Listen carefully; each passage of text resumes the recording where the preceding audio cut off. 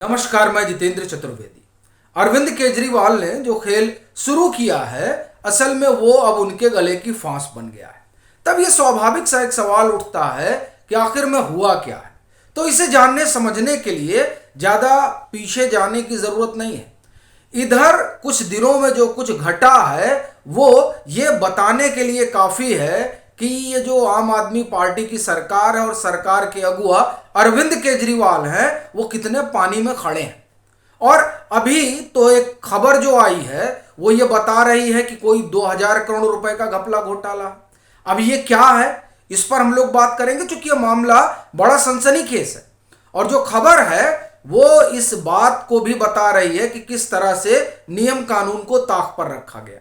तो ये जो पूरा मुद्दा है, इस पर आने से पहले जो अरविंद केजरीवाल का भाषण रहा है 15 अगस्त का, उसको भी देख लेना बड़ा जरूरी है, क्योंकि उसमें भी वो बड़ी लंबी डींगे मार रहे थे और साथ ही साथ ये जाहिर कर रहे थे कि 2024 का जो चुनाव है वो अरविंद केजरीवाल बनाम भाजपा है। और वो यह भी बताने की कोशिश कर रहे थे कि वो अकेले हैं जो काबिल हैं, और अपनी काबिलियत का वो आप नमूना भी पेश कर रहे थे, जिसमें वो पूरी रूपरेखा बता रहे थे कि किस तरीके से क्या बदलाव किया जा सकता है। मनो वो जो बोल रहे थे उस बोलने में उनका जो अंदाजे बयां था वो कुछ ऐसा था कि 15 अगस्त 2024 को लाल किले की प्राचीर से अरविंद केजरीवाल ही बोलेंगे, इस अंदाज में वो बातें रख रहे थे। और इस दरमियान वो शिक्षा मॉडल को लेकर बड़ी पीठ थपथपा रहे थे, लेकिन वो ये बताने से गुरेज कर रहे थे कि उन्हीं के विश्वस्त सहयोगी हैं पूर्व दारू मंत्री और सह शिक्षा मंत्री जो अभी जेल में है। और ये जो क्लासरूम वाला घपले घोटाले का आरोप लगा वो भी उसी शिक्षा मॉडल से जुड़ा हुआ है। लेकिन जो सबसे बड़ी चीज हुई है वो है नीति आयोग की रिपोर्ट। जो रिपोर्ट जुड़ी तो इस बात से है कि कैसे दिल्ली में बहुआयामी गरीबी बढ़ी है, और वो जो बहुआयामी गरीबी बढ़ी है उसका एक घटक शिक्षा भी है। वही शिक्षा जिसके लिए वो अपना एक तरह से कहें कि कहावत है ना, अपने मुंह बने मिट्टू मियां, तो उस तरीके के अंदाज में बता रहे थे दिल्ली के शिक्षा मॉडल के बारे में। लेकिन नीति आयोग की रिपोर्ट ने यह बता दिया कि जो गरीबी बढ़ी है बहुआयामी, उसमें एक बड़ी जो आप ये कहें कि बड़ा योगदान जो है वो शिक्षा का है। रिपोर्ट बताती है कि 2016 में बहुआयामी गरीबी में शिक्षा का योगदान जो है वो 31% था, लेकिन 2021 में वो बढ़कर 38% हो जाता है। यानी 8% की बढ़ोतरी होती है शिक्षा के अभाव के मामले में। और कहां हो रही है? दिल्ली में। दिल्ली में किसकी सरकार है? अरविंद केजरीवाल की। तो ये हाल है उनके शिक्षा का, और ये वो शिक्षा है जिसका मॉडल पर वो चर्चा करते हुए चूकते नहीं है।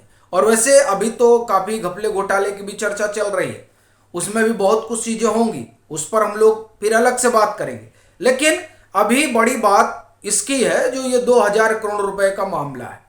देखिए, टाइम्स ऑफ इंडिया की खबर है और खबर ये कह रही है कि जो फाइनेंस डिपार्टमेंट है इनका, उसने हाथ खड़े कर दिए। किस बात के लिए?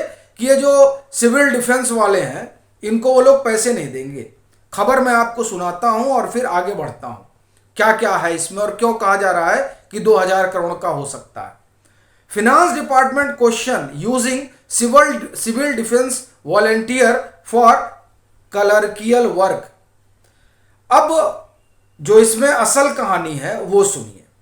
कोई 16,000 सिविल डिफेंस के लोग हैं जो दिल्ली सरकार से जुड़े हुए हैं, और इसमें 11,000 लोग ऐसे हैं जो डीटीसी समेत जो और तमाम जो क्लस्टर बसें चलती हैं उसमें बतौर मार्शल तैनात है। बाकी जो 5,000 हैं वो, जैसे आप राजस्व विभाग ले लीजिए, ट्रांसपोर्ट विभाग ले लीजिए, हेल्थ विभाग ले लीजिए, उसमें सेमी स्किल्ड और नॉन स्किल्ड तरीके का जो लेबर होता है उसमें वो लोग कार्यरत हैं। अब चर्चा तो ये भी है कि ये जिन जिन लोगों को दिल्ली सरकार ने एसोसिएट कर रखा है, अपने तमाम जगहों पर लगा रखा है, वो कहा जा रहा है कि आम आदमी पार्टी के वॉलंटियर हैं। जो भी हो, बड़ी चीज ये है कि इसे नियम कानून को ताक पर रखकर ये काम किया गया है। कानून को ताक पर रखकर क्यों किया गया है वो बताता हूं, मतलब क्यों कहा जा रहा है, और फिर आता हूं कि ये 2000 करोड़ रुपए क्यों कहा जा रहा है। देखिए, जो सिविल डिफेंस एक्ट है, उस सिविल डिफेंस एक्ट के मुताबिक यह है कि जो इस तरह के वॉलेंटियर होते हैं वो दरअसल इनका मुख्य काम यह होता है कि जो स्थानीय प्रशासन है उसका सहयोग करें, एक, और दूसरा इनका जो काम है वो यह है कि आप इन्हें रेगुलर बेसिस पे कहीं नहीं रख सकते। अब ये दोनों ही चीजें जो हैं वो यहां इन 16,000 लोगों को लेकर हो रही हैं जो जिन्हें लगाया गया है। अब आप देखिए क्या कहा जा रहा है कि आप स्थानीय प्रशासन का सहयोग करेंगे, ये एक्ट कहता है, और यहां 11,000 लोग क्या बने बैठे हैं, मार्शल। का है भैया, कैसे मार्शल बन गए? ये तो सीधे सीधे उल्लंघन है। दूसरी चीज क्या कही जा रही है, दूसरी चीज ये सीधे बताई जा रही है कि आप रेगुलर बेसिस पे नहीं रख सकते हैं, और आप रख किस बेसिस पे रहे हैं, रेगुलर बेसिस पे ही रख रहे हैं। तो ये दोनों ही चीजें जो है सीधे सीधे नियम का उल्लंघन है।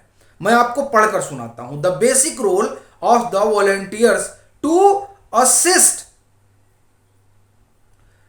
Local administration.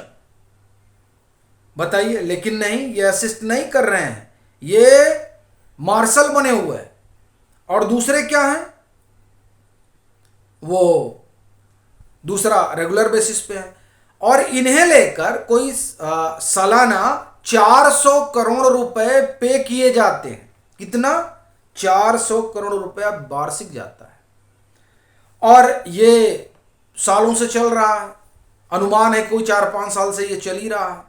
अब जब 4-5 साल से चल रहा है तो 2000 करोड़ ऐसे ही हो गया। अब फिनांस डिपार्टमेंट कर रहा है कि इनसे क्लर्कियल जॉब क्यों लिया जा रहा है।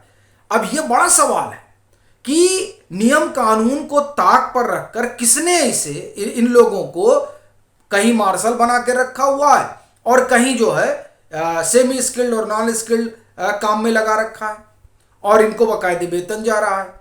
अब ये जब साफ कहा गया है कि इनका ये काम ही नहीं है, तब उन्हें इस तरह के काम में क्यों लगाया गया है, ये सवाल जो उठा है फिनांस डिपार्टमेंट से, उसके बाद तो सबके कान खड़े हो गए हैं। और उनके भी जो 15 अगस्त को भाषण दे रहे थे मानो लाल किले की प्राचीर पर, अगले बार 15 अगस्त को वही खड़े होने वाले हैं। अब ये जो नया मामला है, आप देखिए किस रोज आता है, उस रोज आता है जिस रोज हिंदुस्तान 77वां स्वतंत्रता दिवस मना रहा होता है। और बड़ी चीज यह है कि उधर पूरी आम आदमी पार्टी इस बात में लगी हुई है कि जो नरेंद्र मोदी की सरकार है वो भ्रष्ट है।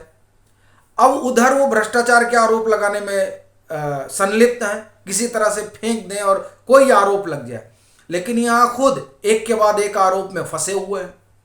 दारू घोटाला ले लीजिए, क्लासरूम का हमने आपको बताया ही, ये फीडबैक यूनिट का चल ही रहा है, विज्ञापन वाला मसला जांच पड़ताल में है, AK-47 एक कार्यक्रम इन लोगों का चल रहा था वो जांच पड़ताल में है, विजिलेंस में जो गड़बड़ी हुई है वो जांच पड़ताल चल रही है, और अब ऊपर से ये 2000 का आ गया है। तो अब ऐसी परिस्थिति में ये जो आम आदमी पार्टी की सरकार है उसके लिए बहुत ठीक संकेत नहीं है, क्योंकि अब तो मामला ये भी नहीं रह गया है। अब तो सीधे सीधे जो होगा सब LG करेंगे, LG बॉस हो गए हैं। तो अब इनका क्या हाल होगा जो ये नई नई चीज़ें आ रही हैं, यही अपने आप में बड़ा सवाल है। आपकी अपनी क्या राय है ज़रूर साझा करें। मतांतर से नहीं जुड़े हैं तो जुड़े, वीडियो को लाइक करें और खूब शेयर करें।